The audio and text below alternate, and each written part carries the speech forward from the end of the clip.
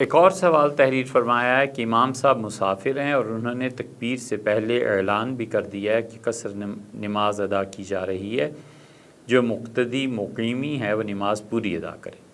بالکل ٹھیک ہے۔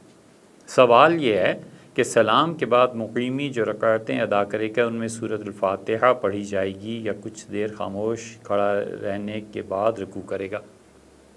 اگر حوالہ بھی مل جائے تو نوازش ہوگی۔ نوازش کس بات کی؟ آپ کی مہربانی، آپ نے دین کا ایک مسئلہ دریافت کیا اور یہ موقع فراہم کیا کہ اللہ تعالیٰ کی راہ کی طرف رہنمائی کی جائے، آپ کا شکریہ۔ جواب اس مسئلے کا یہ ہے کہ یہ بات بالکل درست ہے کہ اگر امام مسافر ہے اور مقیم جو ان کے پیچھے نماز پڑھیں گے تو امام تو 2 رکعتیں پڑھا کر سلام پھیر دے گا۔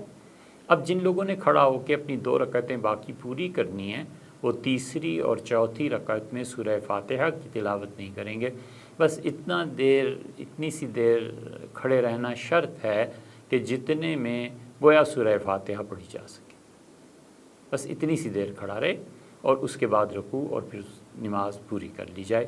حوالہ آپ نے ارشاد فرمایا ہے تو شامی رحمۃ اللہ علیہ نے امامت کے مسئلے میں اس پر بحث کی ہے، جہاں انہوں نے امامت کا باب قائم کیا ہے وہاں یہ مسئلہ آپ کو مل جائے گا۔ اب جلد اور صفحہ اس لیے نہیں کہا جا سکتا کہ آپ کو پتہ ہی ہے کہ شامی کئی مرتبہ چھپی ہے اور وہ کم سے کم 4 جلدوں میں 6 جلدوں میں بھی چھپی ہے اور زیادہ سے زیادہ بھی 12 جلدوں میں چھپی ہے، تو اس لیے امامت کے باب میں آپ اسے ملاحظہ فرما سکتے ہیں۔